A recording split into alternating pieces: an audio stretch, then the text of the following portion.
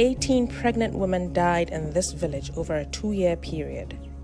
When Halima saw her friends and their babies losing their lives, she had an idea: to get their own car for emergencies.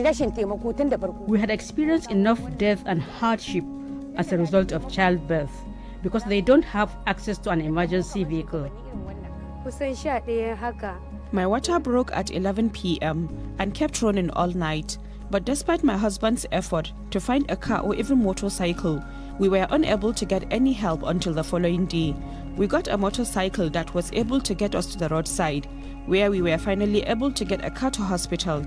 I was able to give birth without a C-section, but my baby was already dead due to all the trauma he had gone through.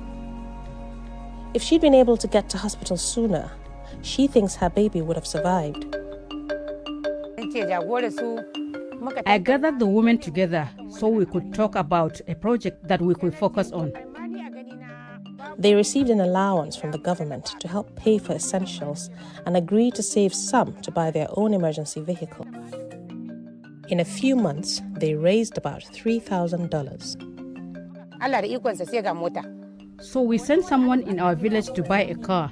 On the day it eventually came, we had a huge celebration.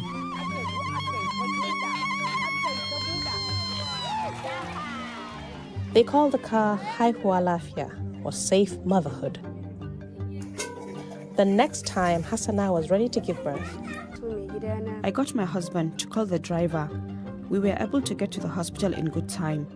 As soon as we got there, I was well taken care of and gave birth around 4 a.m. The driver waited for me until I was ready to leave the hospital, and he took me and the babies home. There is no doubt that if we didn't have this car, I would have lost my babies. Yunusa Muhammad is the driver and the village emergency contact.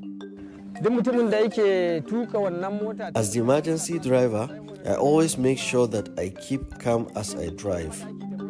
I do this job with a lot of pride, and I'm always happy to help in any way I can because I see it as a duty. The driver takes about 30 women a month to hospital. The pregnant women's family pay $3 to use the car. Most of that goes on fuel and maintenance. Yunusa gets a small fee too. Halima is proud of what they've done, but thinks they shouldn't have had to pay for it themselves. If the government had provided us with the basic healthcare facilities we needed, then we wouldn't have had to use that stipend for something the government should have provided in the first place. More than 50,000 women die every year in Nigeria because of complications in childbirth. When the state governor heard their story, he decided to help other villages. But instead of buying each one a car, he decided to pay people who already own a vehicle to drive women to hospital. Halima is pleased the state is helping other women, but says Bardo won't switch to the government scheme. Honestly, we would much prefer to have the car here at our disposal and the driver right here in our town.